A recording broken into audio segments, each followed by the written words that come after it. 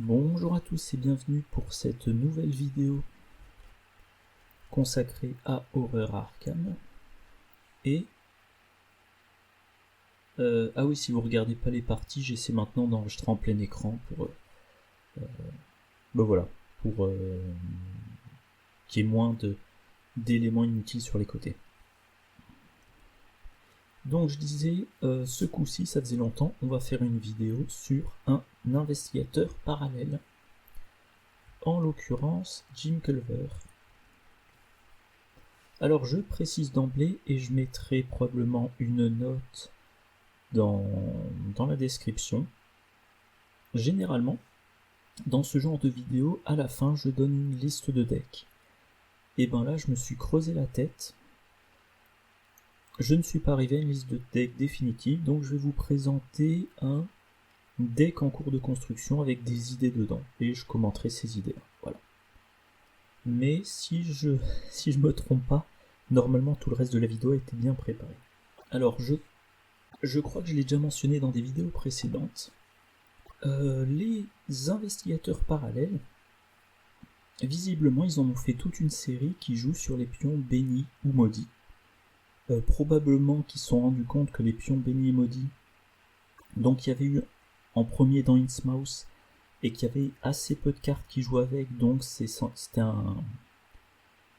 une mécanique qui, par rapport à l'ensemble des cartes sorties, était peu présente. Ils en ont remis dans... alors que je me plante pas. Le festin de Hemlock Vale, je dirais. Bon, on va vite voir ça. Ouais, c'est ça, dans le festin de Hemlock Vale. Et visiblement, ils se sont dit, allez hop, on fait des investigateurs parallèles. Bon, je sais pas, ça s'affiche pas. Mais en tout cas, si je me souviens bien, Marée Montante Rouge, c'est Wendy, et on a du Béni Maudit. Oui, ensuite, voilà, je vais tous les sortir. Ashken Pit, là par contre, non. Pardon, voilà, Ashken Pit, non, il n'y a pas de Béni Maudit, mais on a donc eu premier cas Wendy. Ensuite, Zoé Samaras, du Béni, ça fait 2. Montré Jack, on a... Ah non, lui non. Ensuite, on a Rex Murphy, du Maudit, ça fait 3. Et... donc je l'ai déjà mentionné. Et Père Matteo, lui c'était déjà du béni, et de nouveau. Bon, lui on va pas le compter, ou 3,5 on va dire. Mais donc sur 1, 2, 3, 4, 5, 6, les autres ils sont pas affichés. Donc Rex Murphy je l'avais compté, Jenny Barnes, non c'est pas le cas, voilà, Père Matteo. Enfin bref, donc ils ont sorti quelques investigateurs pour faire du béni maudit, probablement pour étoffer un petit peu le pool de cartes. Et les interactions. Bref. Ah oui, et comme d'habitude, il y a des cartes liées au scénario. Je m'en préoccupe pas des scénarios, je mentionne que l'investigateur. Donc Jim Culver, parallèle, 4 de volonté, 3 d'intelligence, 3 de force, 2 d'agilité. Ouais, c'est la même chose. 7 points de vie, 8 points de santé mentale. Trait interprète et maudit. Réaction. Après que vous avez révélé un ou plusieurs pions, crâne ou maudit lors d'un test que vous effectuez, reconstituez une charge sur un soutien que vous contrôlez. Limite d'une fois par round.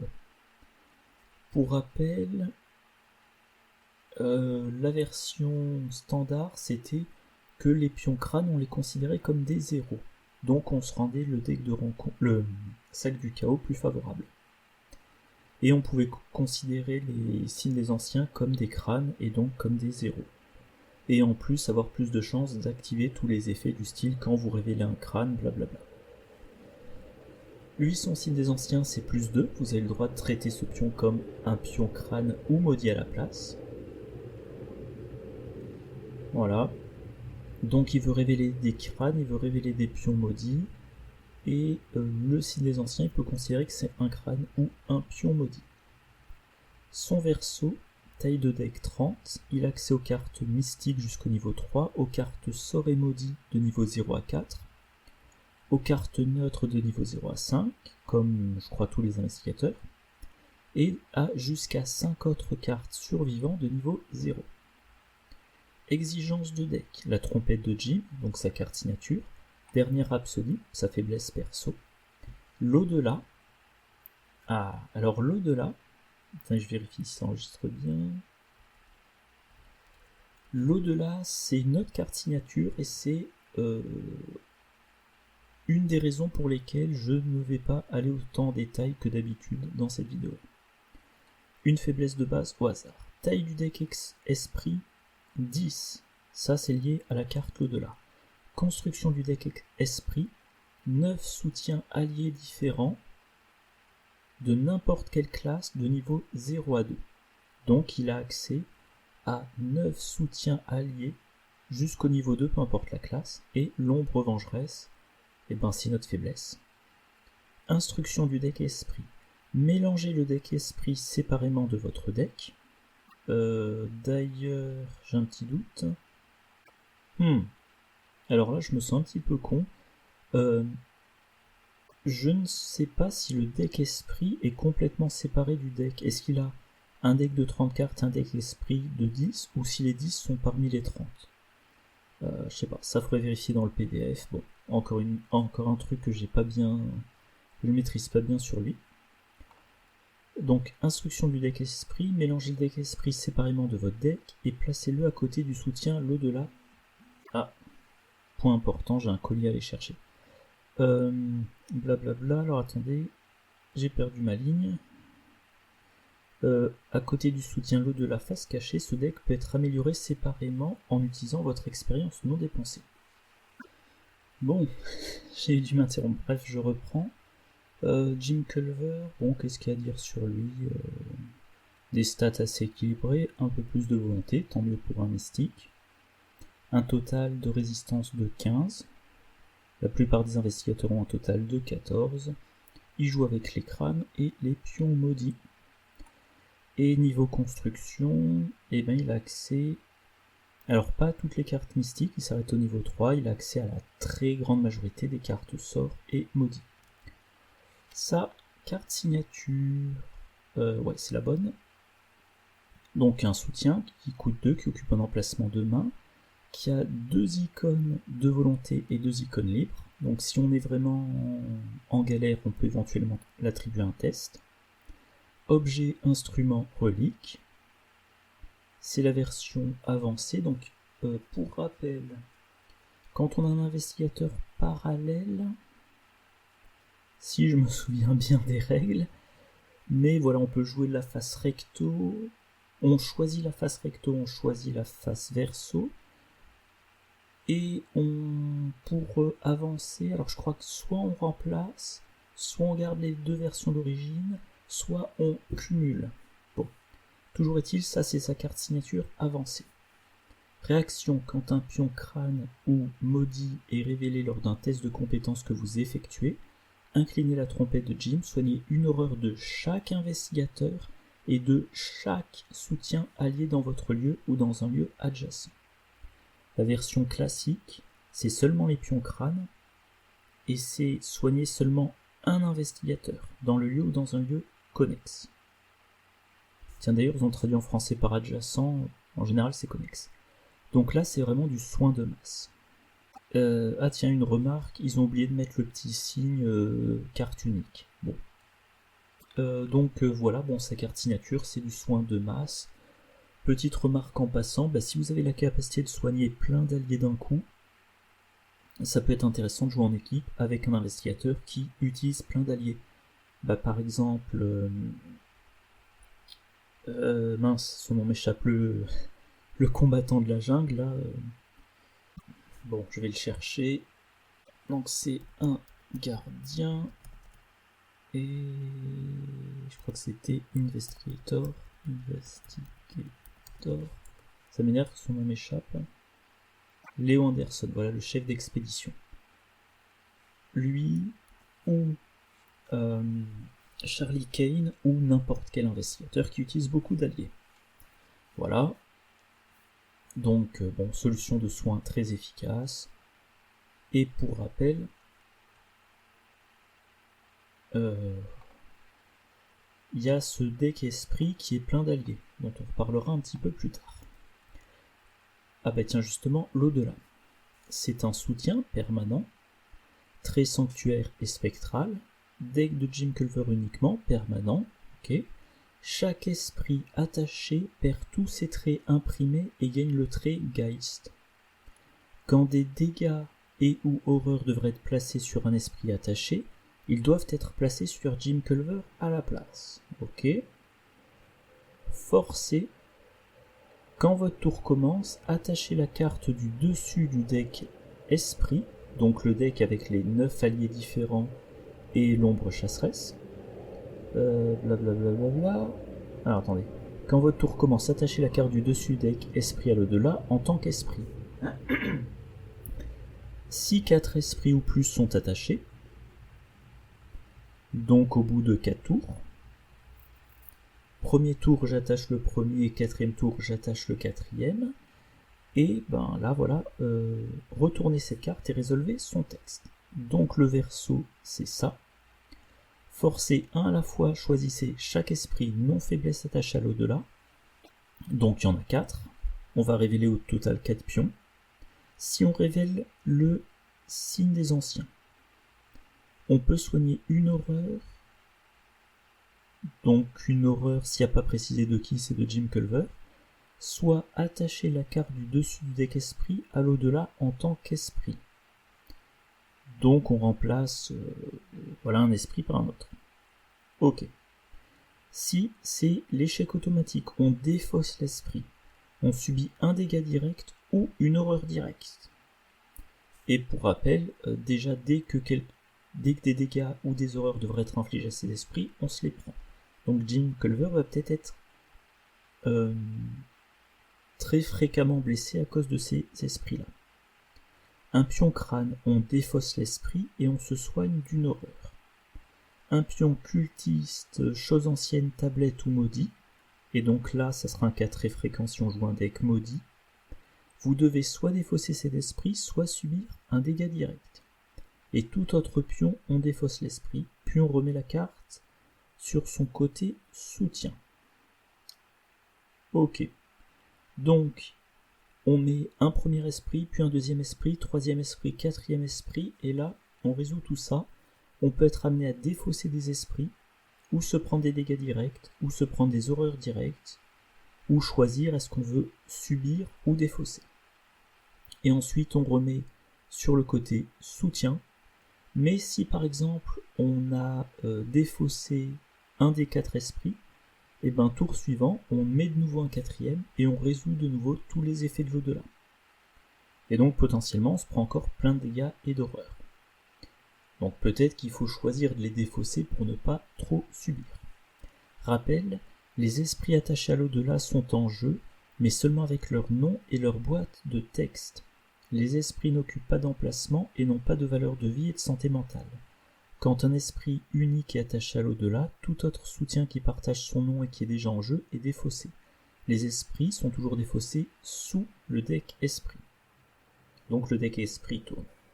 Mais le point important, c'est que les esprits, ce sont des alliés qui ont toujours leur nom et leur boîte de texte. Donc les esprits qui peut mettre là-dedans, et ben c'est tous ceux jusqu'au niveau 2, donc c'est tout cela, il y en a 82.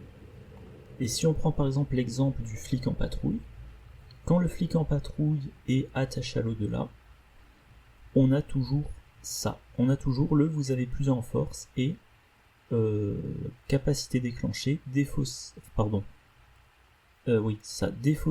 infligez un dégât à un ennemi dans votre lieu. Le docteur Milan Christopher donne le plus 1 d'intelligence et le gain de ressources. Voilà. Donc, dans ce deck esprit, il faudra probablement mettre des alliés qui donnent des bonus passifs. Voilà. Pour que Jim Culver cumule les bonus passifs. Par contre, ces alliés-là, ne peuvent pas servir à encaisser pour Jim Culver. Et même au contraire, ils peuvent lui causer des dégâts directs et des horreurs directes. Par contre, il y a un truc auquel je viens de penser en voyant le flic en patrouille, c'est... Alors attendez. Non, là, hop. C'est que le flic en patrouille, eh ben on peut choisir de le défausser pour avoir un effet. Et donc je vais vérifier, est-ce que... Enfin, c'est une hypothèse, encore une fois, j'arrive pas à me faire une idée sur cet investigateur. Mais est-ce qu'on n'a pas intérêt justement à mettre dans ce deck-là des alliés qui se défaussent pour faire un effet? Genre le flic en patrouille de niveau 0, on l'a gratuitement en jeu et il fait un dégât gratuit quand on le défausse. Tetsuo Mori, alors il sera pas vaincu donc ça marche pas. Malesson, ça marche pas. Web non plus. Par contre, le Shairan, on peut le défausser et il revient sous le deck esprit et on échappe automatiquement à un ennemi non élite. Le mystérieux corbeau, on le défausse. Alors par contre, on subit une horreur. Bon, on découvre un indice. Le chasseur de trésors et le gros bras embauché, ben, il donne le bonus tant qu'on paye. Et à la limite, par exemple, le chasseur de trésors, il entre en jeu et on se dit, bah, ce tour-ci, je vais faire des enquêtes. Phase d'entretien, je le défausse, comme ça j'ai pas trop d'accumulation d'esprit. Et le prêtre ambivalent, alors lui par contre, quand il entre en jeu, il met des pions bénis, ce qui arrange pas spécialement Jim Culver. Et à la fin de la phase d'entretien, soit on le défausse, pour avoir un esprit en moins, ok, mais on voudrait plutôt le laisser en jeu pour les pions maudits. Donc ça sera pas le cas. Donc au final, il faudrait probablement, alors selon le type de deck qu'on fera, mais considérer la possibilité de mettre le flic en patrouille, le Shairan et le mystérieux corbeau. Voilà. Mais en tout cas, vraiment, je sais pas, l'effet de cette carte, l'au-delà, moi je me fais des nœuds au cerveau, c'est intéressant, hein, mais c'est vraiment bien prise de tête. Alors, ah oui, voilà, dans l'ordre, dernière Rhapsodie. Sa faiblesse perso. Très fin des temps, avancé, révélation, révéler 5 pions chaos de la réserve du chaos. Pour chaque pion symbole non signe des anciens. Alors je sais pas pourquoi ils mettent ou, c'est et. Chaque pion symbole qui n'est ni un signe des anciens, ni un pion béni, vous subissez un dégât et une horreur. Alors, la version originelle, c'était les pions crâne et échec automatique. Et dans la majorité des campagnes, ça voulait dire 3 pions, voire 4 pions dans tout le sac du chaos. Là, chaque pion symbole qui n'est pas signe des anciens, qui n'est pas béni, et ben ça peut être l'échec automatique, les 2 crânes, voire 3, les 3 autres pions spéciaux et potentiellement les 10 pions maudits. Donc vous commencez avec un sac du chaos de 15 pions. Sur les 15 pions, vous avez 15 pions. Vous avez 4-5 pions symboles non signes des anciens. Et 10-11 pions qui ne déclenchent pas dernière rhapsodie. Si vous remplissez votre sac du chaos de pions maudits, vous passez à 14-15 pions sur 25 qui déclenchent dernière rhapsodie, donc 2 pions sur 3. Donc de façon assez régulière, 2 ou 3 dégâts et 2 ou 3 horreurs. Et potentiellement, si vous n'avez pas de chance, 5 dégâts et 5 horreurs. C'est extrêmement... Alors, pardon, je lisais ça. Donc voilà, cette carte est extrêmement dangereuse. Elle peut vous vaincre. Alors, il y a la trompette qui va vous permettre de vous soigner. Mais la trompette vous soigne de 1 par 1. D'ailleurs, je me souviens plus si elle soigne. Elle soigne que les horreurs. Ça vous inflige des dégâts et des horreurs. Donc ça sera considéré et voilà, c'est le genre de faiblesse perso qui est tellement violente. Non, ça n'a pas marché. Qu'on envisage de mettre dans le deck du binôme le parchemin des secrets pour défausser la faiblesse de Jim avant qu'elle soit piochée. Donc la trompette est beaucoup plus puissante qu'avant, mais la faiblesse perso est beaucoup plus dangereuse qu'avant, et je trouve qu'on perd plus sur la faiblesse que ce qu'on gagne avec la carte signature. Voilà, et donc pour finir, l'ombre chasseresse, donc la carte faiblesse qu'il y a dans le deck esprit, qu'on va statistiquement piocher au bout de... Enfin, quand dire. Le deck esprit contient 10 cartes, c'en est une des 10, donc au plus tard au 10e tour, on la pioche. Si on n'a pas de chance, au premier tour, on la pioche. C'est un ennemi 5-2-5 qui inflige 2 horreurs, trait, monstre et geist. Chasseur, proie Jim Culver uniquement. Vous pouvez combattre ou échapper à cet ennemi tant qu'il est attaché à l'au-delà, comme s'il est engagé avec vous. En cas de réussite, vous le défaussez, et il revient sous le deck esprit. En cas d'échec, générez-le engagé avec vous. Alors, tant qu'il est attaché au deck esprit, il n'est pas engagé. Mais on peut le combattre comme si on était engagé avec. Donc, tant qu'il est attaché au deck esprit, on ne le craint pas. Mais ça fait un esprit de plus, et donc plus rapidement, il y a l'effet de l'au-delà qui se déclenche, et potentiellement on se prend plein de dégâts et plein d'horreur. Ok, donc on a envie de s'en débarrasser, de lui infliger les 2 dégâts pour le vaincre, alors, sachant quand même il a une valeur de combat de 5, c'est pas très simple. Si on réussit le combat... Ah non, on n'a même pas besoin de lui infliger 2 dégâts. Il suffit de réussir une action de combat ou une action d'évasion, et dans ce cas-là, on s'en débarrasse. Si on se rate, on devient engagé avec lui, et là, pendant la phase des ennemis, on se fait attaquer. Alors le en cas de réussite, c'est aussi quand on est engagé avec lui, donc en fait les 2 points de vie, c'est pas gênant pour le cas du combat et de l'évasion. Par contre, les 2 points de vie vont compter si on utilise autre chose pour lui faire des dégâts, par exemple un rituel de sang. Mais le point important, c'est l'effet forcé. Quand vous attachez un esprit à l'au-delà, une fois par tour donc, par son effet forcé, oui, l'effet forcé qui se déclenche une fois par tour, l'ombre chasseresse vous attaque, même si elle n'est pas dans votre lieu. Ok.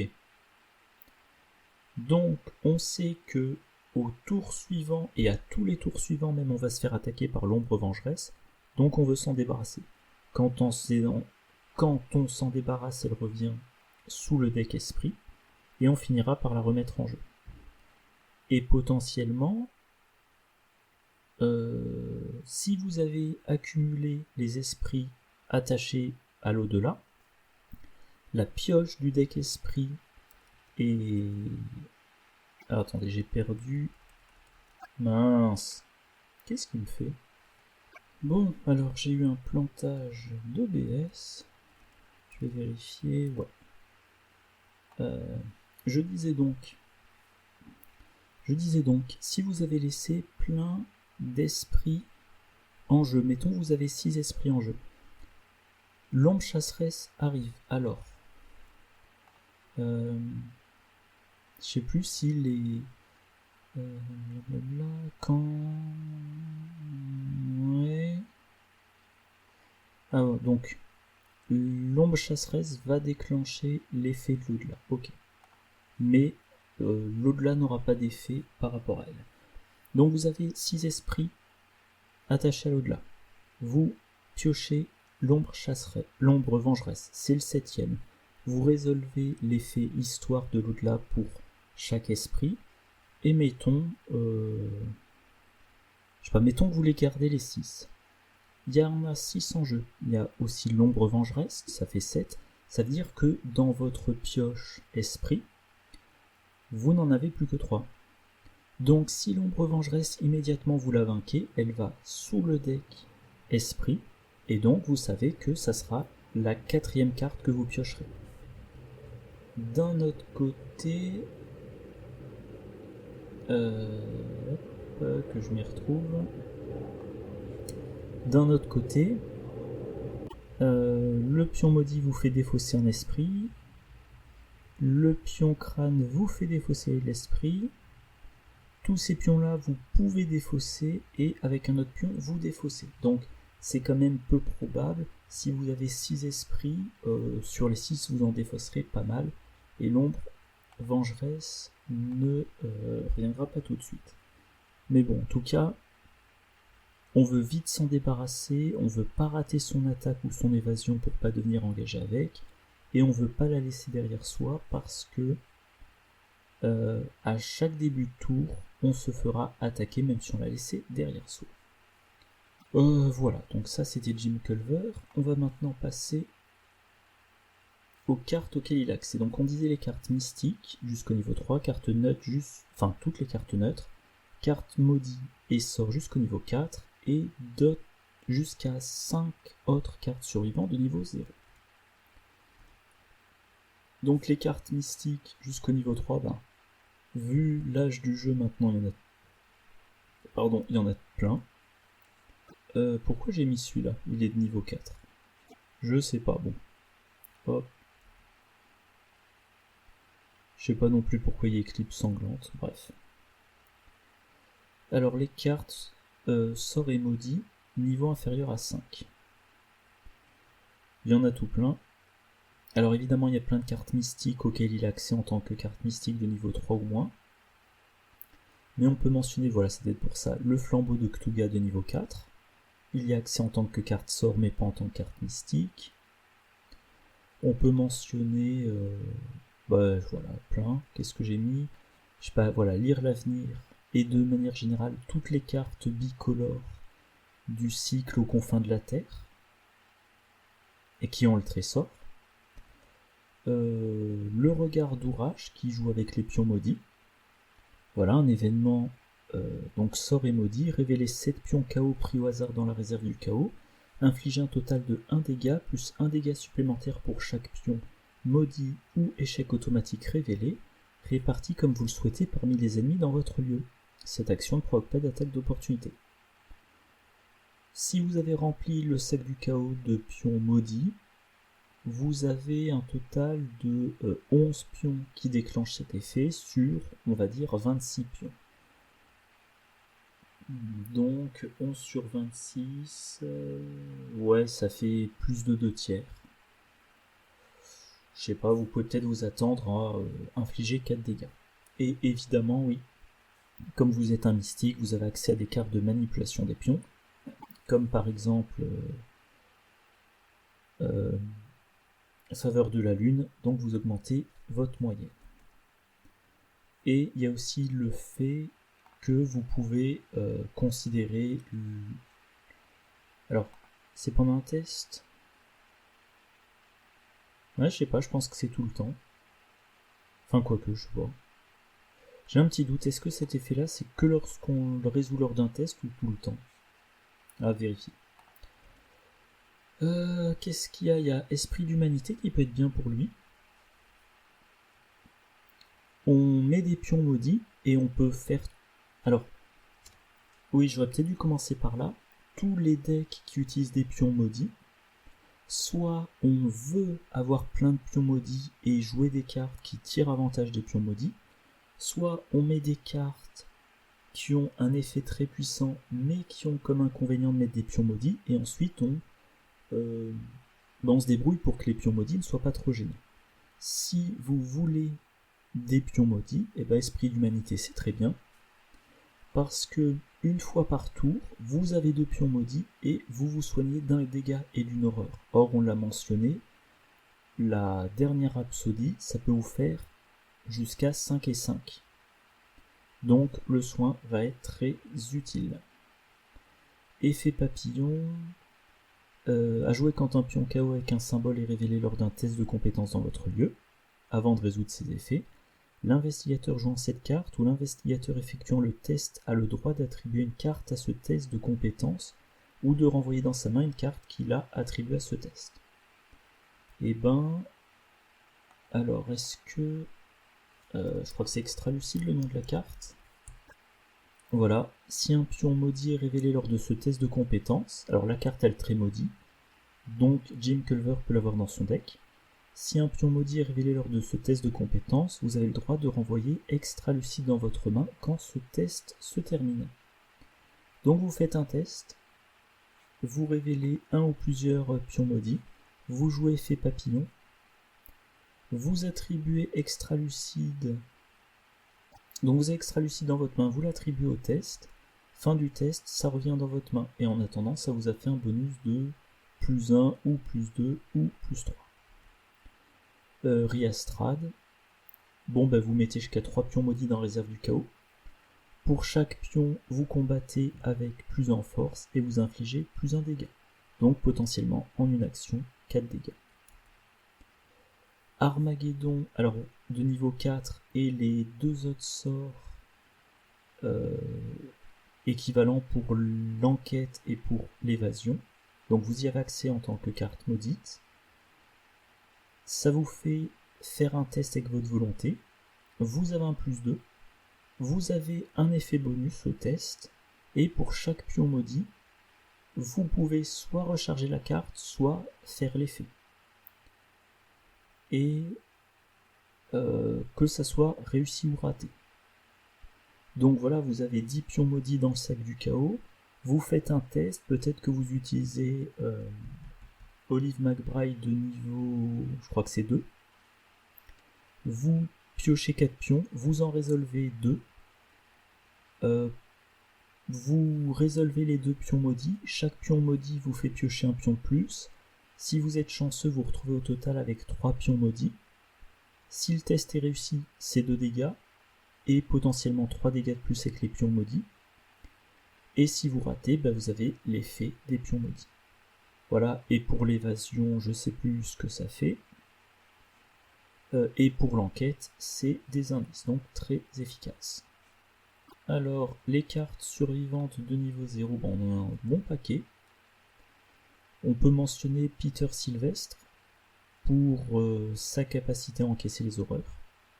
Alors, Pierre de Lune, je sais plus pourquoi je l'ai mise. Bon, pour le bonus de volonté, je suppose. Ah, ça, assez intéressant. Arme improvisée, mais également barrière improvisée et faire avec les moyens du bord. Bon, les cartes sont très bien, tout simplement. Voilà. Alors, les cartes auxquelles il n'a pas accès, les cartes mystiques de niveau 4 et 5. Et il y en a un paquet, mais si on regarde, par exemple, tout ça, ce sont des... Alors non, je rectifie. Ça et ça sont des sorts, donc il y a accès. Marteau cyclopéen, certes, il n'y a pas accès. Alors attendez, que je m'embrouille pas. Hop, atrophie, un sort, il a accès. Ça, il n'y a pas accès. Brume de Relier, niveau 4, il y a accès en tant que sort. Clairvoyance, il n'y a pas accès. Il n'y a pas accès. Flamme azurée, il n'a pas accès parce que c'est un sort de niveau 5. Il a accès au sort que je connais niveau 4.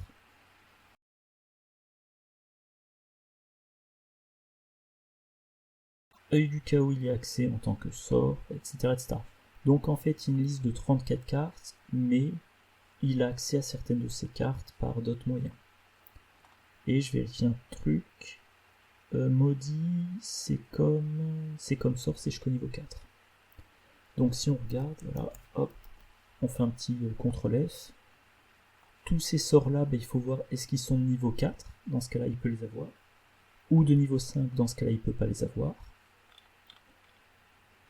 Et pareil pour maudit.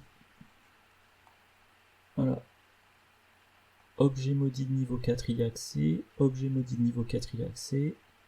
Ça, c'est déjà un sort. Ça, c'est déjà un sort. C'est déjà un sort. Et c'est un sort. Voilà. Donc, au final, il ne perd pas beaucoup de cartes. Ah bah tiens, il perd mal le marteau cyclopéen. Il perd la marque surnaturelle, qui permet de commencer la partie avec un sort de son choix. Il n'a pas accès à la statue grotesque de niveau 4, ce qui est dommage parce que ça fait de la manipulation de pion. Ah oui, et donc concrètement les sorts et les cartes maudites de niveau 5 auxquels il n'a pas accès, c'est tout ça. Voilà. À nier l'existence du niveau 5, il n'y a pas accès. Dommage, parce que c'est une très bonne carte. La gestion des ennemis. Alors, donc j'ai mis les soutiens mystiques, notamment avec charge. Les sorts non mystiques et éventuellement les alliés. Alors lui-même il a 3 de force, ouais bof. Les sorts mystiques classiques, flétrissement de niveau 0 ou de niveau 3, mais pas de niveau 5. Atrophie de niveau 0 ou de niveau 4. Lame spectrale, y compris de niveau 2, et l'avantage c'est que la lame spectrale de niveau 2, par rapport à la version niveau 0, si un symbole a été révélé lors de cette attaque, renvoyez la lame spectrale dans votre main à la fin de votre tour. On se place dans le cas idéal. Le sac du chaos, initialement, c'est 10 pions. 5 pions symboles, 10 pions non symboles. Une fois qu'on a mis 10 pions maudits dedans, on a 15 pions avec symbole et 10 pions non symboles. Donc on a 3 chances sur 5, 60% de chance de faire remonter la lame spectrale dans sa main. Et si on fait de la manipulation de pions du chaos, encore plus. Sachant que Jim Culver, de base, force plus volonté, il est à 7. Et on peut lui donner des bonus passifs. Notamment avec tous les alliés du deck esprit. Voilà. La canne épée de niveau 2. Elle est rapide, vous la faites entrer en jeu, immédiatement vous pouvez infliger un dégât à un ennemi engagé avec vous. Ensuite, vous déclenchez sa capacité d'action, sans payer le coût d'action et sans l'incliner. Pardon. Et cette capacité vous permet de combattre ou d'échapper, soit à la volonté, soit à la force pour le combat, soit à l'agilité pour l'évasion. Vous avez un plus 1 à votre valeur de compétence pour le test. Et si vous venez de la faire entrer en jeu et que vous avez eu la capacité action gratuite, vous pouvez le refaire derrière. Donc, un ennemi 3-3-3 a été généré en jeu engagé avec vous, ou avec quelqu'un d'autre d'ailleurs. En tout cas, il y a un ennemi 3-3-3 en jeu. Vous arrivez dans son lieu, vous choisissez de le combattre, vous faites entrer la canne épée, hop, immédiatement un dégât à l'ennemi. Réaction de la canne épée également, vous faites une attaque. Si vous la réussissez, deuxième dégât. Première action de combat dépensé, si vous réussissez votre combat, troisième dégât. Donc alors si la carte était dans votre main, si elle était en jeu, ça marche pas, mais si elle était dans votre main, voilà, en une action, vous avez vaincu un ennemi à 3 points de vie. Alors les sorts qui font du combat ou des dégâts. Le flambeau de Cthulhu, en une action, vous pouvez faire jusqu'à 3 dégâts. Le châtiment lumineux, alors ça c'est des pions bénis, donc on s'en soucie pas. Croc de Tirfra. Ah, ça c'est intéressant. Donc Jim Culver parallèle peut aussi faire la combo qui moi m'amuse de Croc de Tirfra attaché à Diana Espérance. Toujours est-il, vous combattez, vous choisissez un ennemi dans n'importe quel lieu. Alors peut-être, ouais, je les détaille après. Donc alors attendez, je vais donc vous montrer toute la liste. Voilà, il y a une assez longue liste, évidemment, il y en a plein qui sont mystiques. Et j'aurais peut-être dû préciser, je veux pas ceux de niveau 5. Ah non, j'ai précisé les sorts auxquels il a accès, c'est bon. Ok. Et dans le lot, donc oui, éclipse sanglante. Alors il faut s'infliger des dégâts, donc il faudra voir si vous arrivez à encaisser tous les dégâts, mais vous combattez avec votre volonté plus 2, et vous faites 3 dégâts en une attaque. Donc Croc de Tirfra attaché à Diana Espérance. Vous combattez avec 3 plus 2, 5, ok, c'est pas énorme, mais vous choisissez un ennemi dans n'importe quel lieu révélé, vous vous téléportez dans ce lieu si vous le souhaitez, et si vous réussissez votre attaque, vous infligez 4 dégâts d'un coup. Alors, surtout si dans votre deck, vous avez plein de pions maudits, il faudra probablement vous donnez des gros bonus, mais c'est 4 dégâts en une action et potentiellement une téléportation. L'œil stygien, et ben voilà, rapide à jouer uniquement lors de votre tour, réduisez le coût de 1 pour chaque pion maudit dans la réserve du chaos, donc son coût c'est 10 moins nombre de pions maudits dans la réserve du chaos, et vous avez plus 3 à chacune de vos compétences. Et, ah bah tiens, le creux de Tirfra, qui cumule 2 compétences. Donc vous avez de base 2 et 3, donc 5, vous pouvez monter à 11. Mais quand vous jouez cette carte là, vous avez probablement plein de pions maudits qu'il faut compenser. Voilà. Enchanter une arme, et bien vous attachez ça à un soutien arme. L'arme gagne le trait relique, ce qui peut vous aider pour combattre certains ennemis. Ça occupe un emplacement d'arcane supplémentaire, bon ça faudra voir si c'est pas gênant. Et une fois par round, vous allez pouvoir incliner enchanter une arme et dire j'ajoute ma valeur de volonté. Alors, à la force pour l'attaque. Sauf que parfois, les attaques remplacent la force, et dans ce cas, je pense que ça marche quand même. Et par exemple, si vous combattez à la canne épée et que vous avez enchanté une arme attachée à la canne épée, vous dites je combats à ma volonté et j'y ajoute ma volonté. Et dans ce cas-là, bien évidemment, vous jouez un deck qui booste votre volonté.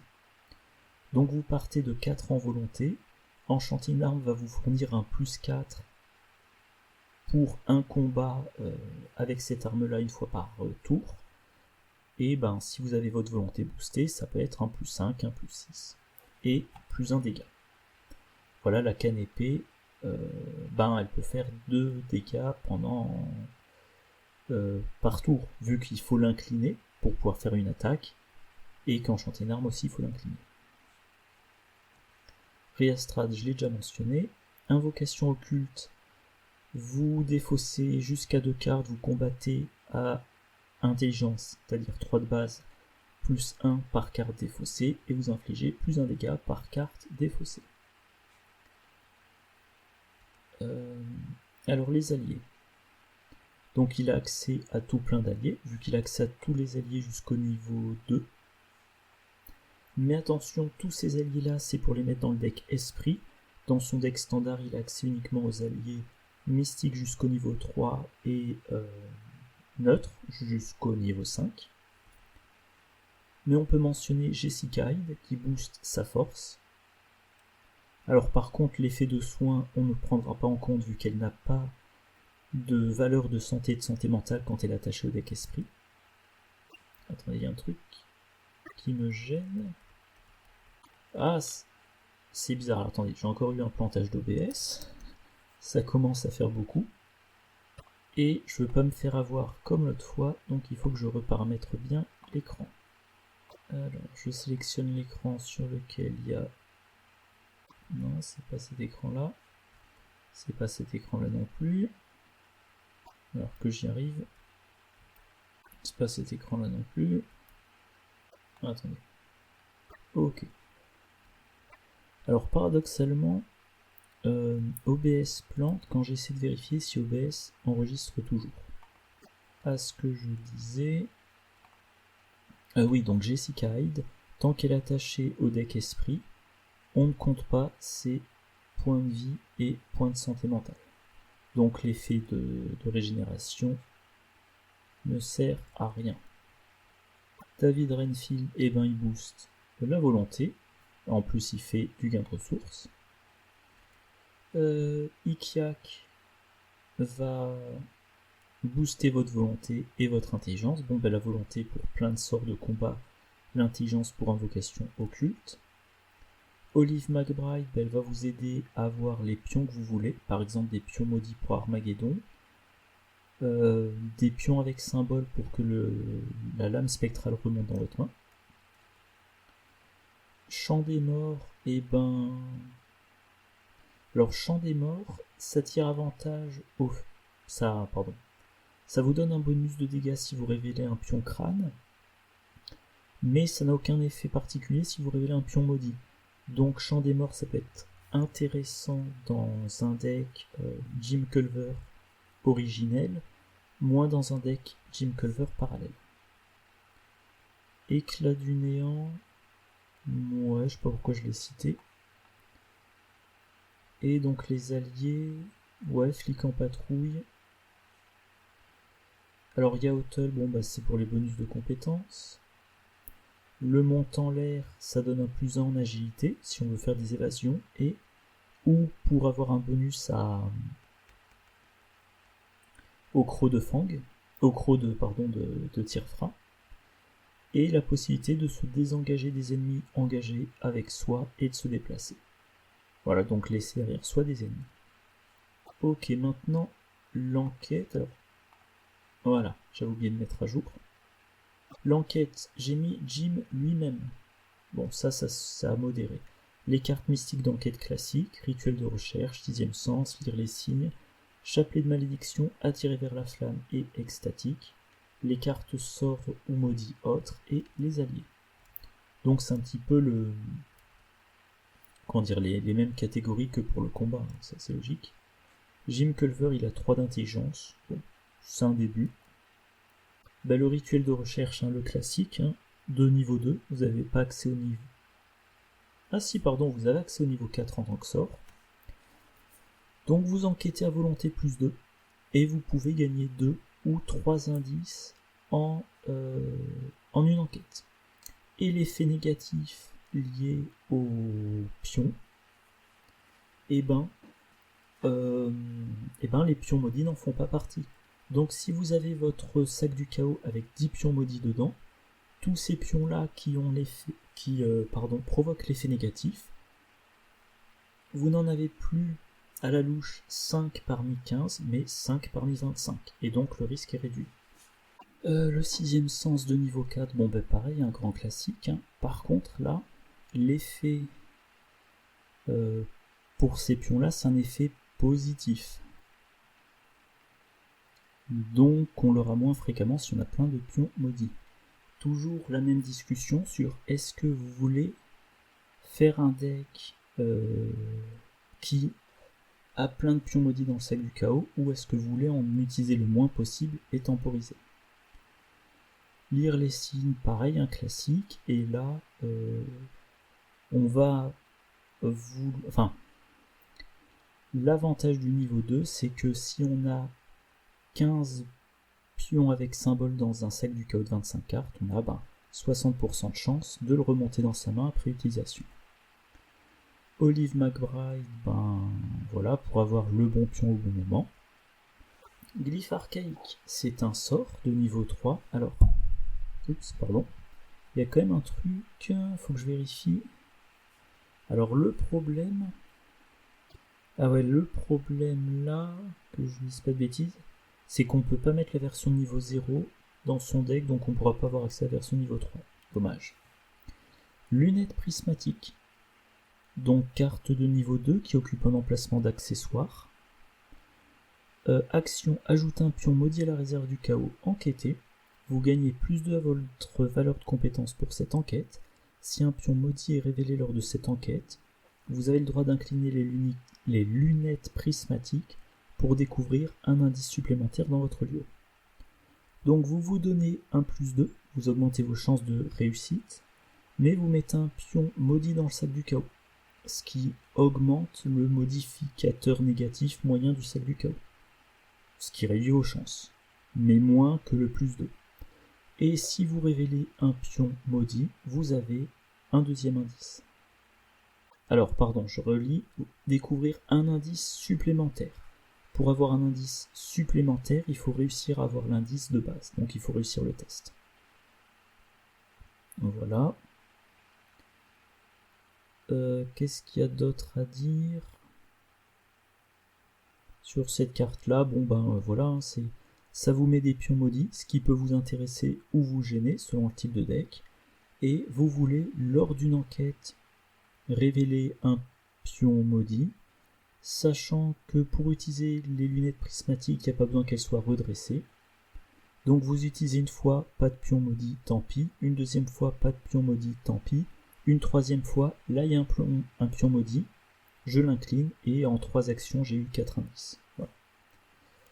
Alors, les alliés, Alice Luxley, plus en intelligence, et en plus, après que vous avez découvert un indice, vous l'inclinez et vous infligez un dégât à un ennemi dans votre lieu. Donc, petite aide aux combattants. L'aventurier, il va placer des provisions ou des munitions sur un soutien contrôlé par un investigateur dans le lieu. Une lampe torche, tant qu'à faire. Voilà. Milan Christopher, le bonus en intelligence et une ressource à chaque fois que vous réussissez une enquête, ou une fois par round maximum, vu que vous l'inclinez, si vous utilisez la liste des tabous. Jeremiah Kirby, bonus en intelligence, et il vous permet de piocher des cartes, maximum 2 fois par partie, si vous jouez avec la liste des tabous. Alors, voilà. Alors maintenant, l'économie. Les classiques, David Renfield, Initié aux arcanes, prophétiques, etc. Le crâne décoré, mais aussi Totem macabre, Protéger l'Anirnique, catalogue de chez Schaffner et Partir perdant. Jim Culver en lui-même, il a rien de particulier qui fait de l'économie. Alors pour rappel, pour moi l'économie c'est le gain de cartes et ou le gain de ressources, et ou le gain d'action. David Renfield, Renfield, j'ai l'impression que je dis Renfield assez souvent. Lui, voilà, vous mettez une fatalité dessus. Et, alors pardon, je reprends. Vous l'inclinez, vous pouvez mettre une fatalité sur lui, et ensuite vous gagnez autant de ressources que de fatalités sur lui. Version tabou, c'est maximum 3 ressources. Mais même en prenant en compte ce maximum, ça veut dire round N, il me donne une ressource. Round N plus 1, je mets une fatalité dessus, il me donne 2 ressources. Round N plus 2, il me donne 3 ressources, ça fait 6. Et si je si j'utilise pas la liste des tabous, je mets une fatalité, il me file plus 4, ça fait 10 ressources. C'est les nombres triangulaires, si le nom vous dit quelque chose. Et avec la liste des tabous, plus 3, ça fait 9. Et ensuite on rajoute 5, c'est 15, ou alors on rajoute 3 et ça fait 12. Et point important, pour Jim Culver parallèle, c'est que si David Renfield est dans le deck esprit, par l'effet du deck esprit, on a quand même de bonnes chances de le défausser avant que ses fatalités ne fassent avancer l'intrigue. Voilà. L'initié aux arcanes, je vais pas en reparler, c'est comme un classique. Prophétique, 2 ressources reconstituées au début de chaque round qui peuvent permettre de payer notamment les cartes sorts. Voilà. Ah oui. Je l'ai pas mis là. Oui, un truc, c'est que Jim Culver, il reconstitue des charges. Donc, voilà, qu'est-ce qu'il a accès comme carte qui mentionne les charges et les ressources ? Le crâne décoré. Crâne décoré de niveau 3, il y a accès vu que c'est une carte maudite de niveau 3. C'est une carte gratuite, s'occupe un emplacement d'accessoires. Utilisation 0 charge. Alors, par contre, il y a un truc, j'ai un petit doute. Ah non, je dis une bêtise, c'est reconstitué. Donc, comme de base il y a 0, il ne pourra pas reconstituer. Mais en tout cas, il a accès à la carte, et la carte vous dit réaction après qu'un investigateur ou un soutien allié ou un ennemi dans votre lieu est vaincu, placez une ressource de la réserve de pions sur le crâne décoré en tant que charge. Et point important, il faut que les alliés soient vaincus. L'au-delà ne vainc pas les alliés qui lui sont attachés, l'au-delà les défausse. Mais en tout cas, pour une action, dépensez jusqu'à 3 charges, piochez autant de cartes et gagnez autant de ressources que de charges dépensées. Donc, mettons que vous jouez Jim Culver en combattant, il va tuer des ennemis. De temps en temps, il y a des alliés à lui ou des alliés de l'enquêteur qui vont être vaincus. Il met des charges, et à un moment donné, il dit pour une action, je pioche 3 cartes, je gagne 3 ressources. Et s'il y a plein d'ennemis ou si la partie dure longtemps, et ben il va faire ça peut-être à 2, 3, 4 reprises dans un scénario. Alors, les autres cartes, le totem macabre. Alors déjà, quand vous attribuez une carte à un test de compétence, vous l'inclinez, vous rajoutez une icône de compétence sur la carte. Ça vous aide à réussir le test. Et si vous réussissez le test, l'investigateur qui effectue le test, vous ou un autre, pioche une carte. Et je vais encore une fois mentionner extra lucide. 3 icônes. Grâce au totem macabre, vous rajoutez un icône libre. Vous attribuez ça à un test de volonté tant qu'à faire, donc vous vous donnez un +4.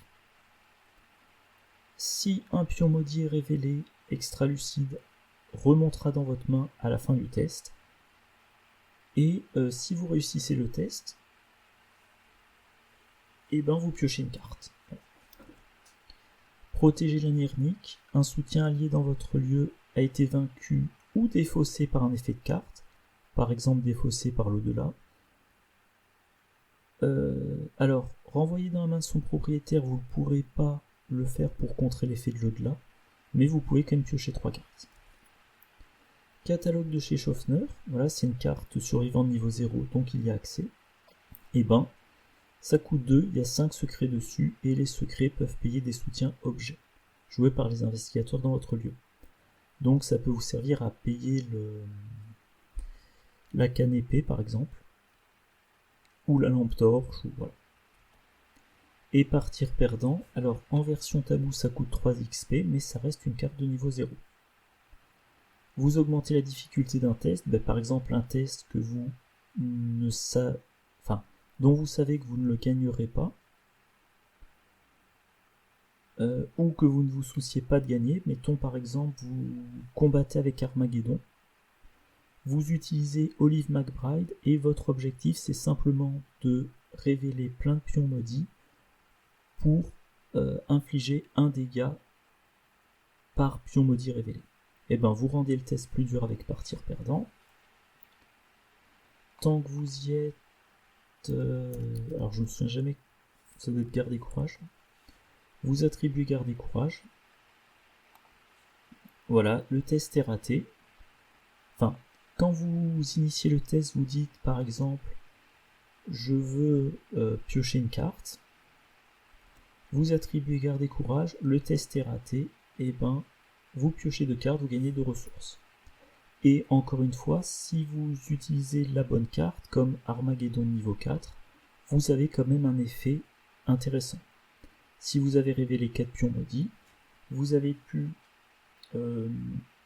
remettre la charge que vous aviez dépensée et infliger 3 dégâts à un ennemi, 3-3-3, et le vaincre.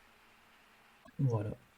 Et donc, c'est ce que je disais au début de la vidéo, un deck Jim Culver de combattant, basé sur les cartes maudites, et ben je n'ai pas réussi à le finir. Donc, je vais vous montrer quelques cartes qui peuvent être intéressantes. Et si un jour vous voulez le jouer, ah oui, puis je pense qu'il y a aussi des bugs de construction. Si un jour vous voulez le jouer, vous pouvez vous inspirer de cette base-là ou d'un truc différent. La Tamea serrée, c'est une arme de corps à corps. Vous boostez la force moyenne de Jim Culver en mettant des pions maudits. Et en plus, si vous vainquez un ennemi par une attaque, par cette attaque-là, vous reconstituez une charge ou une offrande sur un soutien que vous contrôlez. Bon, la trompette de Jim, le symbole magique, c'est pour cumuler les 3 sorts. En l'occurrence, Armageddon de niveau 4, dont j'ai parlé plusieurs fois. Même si vous échouez, vous pouvez faire des dégâts. Chant des morts, alors là, honnêtement, je suis pas très sûr, parce qu'il faut révéler un pion crâne, et spécifiquement un pion crâne. Esprit d'humanité, c'est pour se soigner, et compenser la dernière rhapsodie. Crâne décoré, c'est pour la pioche et les ressources. Alors le deck en soi n'est pas trop cher, mais bon, la pioche c'est toujours intéressant. Le totem macabre, je viens d'en parler. Diana Espérance, par exemple pour le croc de Tirfra. Esprit familier, alors ça présente pas d'intérêt si on a le symbole magique. Initié aux arcanes, bon, le classique, Jessica Hyde pour des bonus de combat à la Tame Acérée ou au croc de Tirfra. Katarina Soshka, c'est quoi déjà? Quand vous révélez des pions KO lors d'un test de compétences que vous effectuez, inclinez Katarina Soshka, révélez des pions de la réserve du KO jusqu'à ce qu'un pion avec un symbole soit révélé. Résolvez ce pion et ignorez les autres. Alors effectivement, c'est une bonne carte pour avoir des pions maudits. Je reprends mon exemple. 5 pions symboles non maudits, dont probablement 2 crânes, 10 pions maudits. Ça veut dire que sur tous les pions symboles, il y en a, 12 sur 15 sont des pions symboles qu'on veut piocher. 12 sur 15, alors si on divise par 3, ça fait du 4/5, ça fait 80% de chance de déclencher l'effet de Jim Culver. Et 80% de déclencher un effet carte qui dit pion maudit ou pion crâne. Cosima Bati, vous choisissez comme sigil le pion crâne ou le pion maudit, comme vous le souhaitez, et quand vous piochez un cultiste, une tablette ou une chose ancienne, vous dites j'ai mon sigil.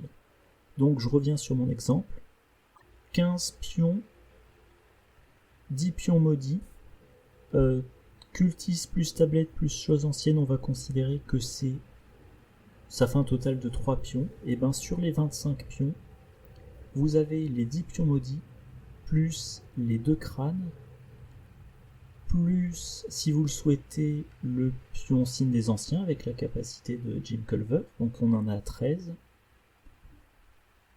plus ces 3 pions-là. Ouais, j'ai dû faire un calcul peut-être plutôt...